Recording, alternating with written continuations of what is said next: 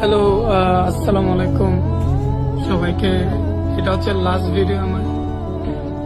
দেখেন, আমি আমার তরফ থেকে অনেক চেষ্টা করছি এই কম্পিটিশনটা করার জন্য। আজকে রাত হচ্ছে 6টা পর্যন্ত হচ্ছে আমার কাছে টাইম আছে, কালকে সকাল 6টা পর্যন্ত। এরপর থেকে হচ্ছে আমাকে আর কম্পিটিশনে নিবেন আর কি।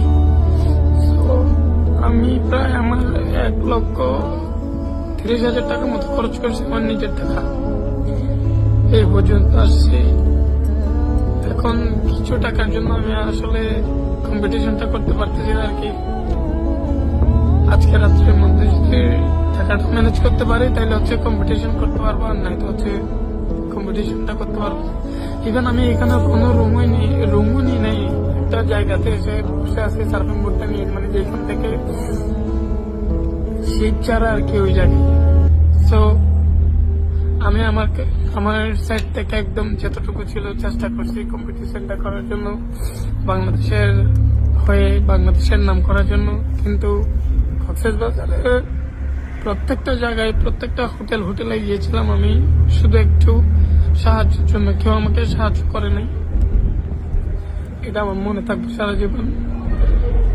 আমি মনে করছিলাম আমার যে বাজেট ছিল ওই বাজেটে এই কম্পিটিশনটা করতে পারবো, কিন্তু আমি যে ফেরি মিস করব এটা কখনো আমার মধ্যে ছিল না।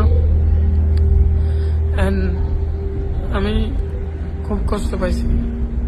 সবাই আমার জন্য দোয়া করবেন, আমাকে মাফ করে দেন। আসসালামু আলাইকুম, সবাই কেমন আছেন? আমি সেফলি পৌঁছে গেছি।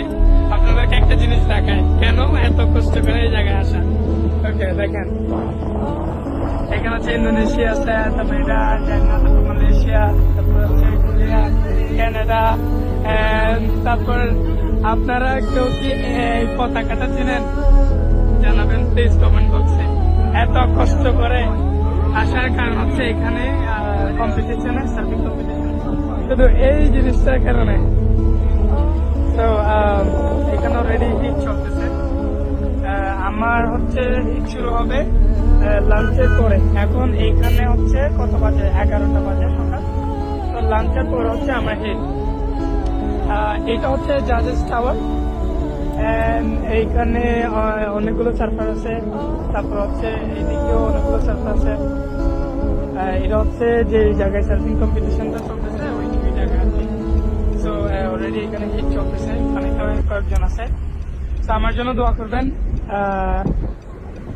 আমি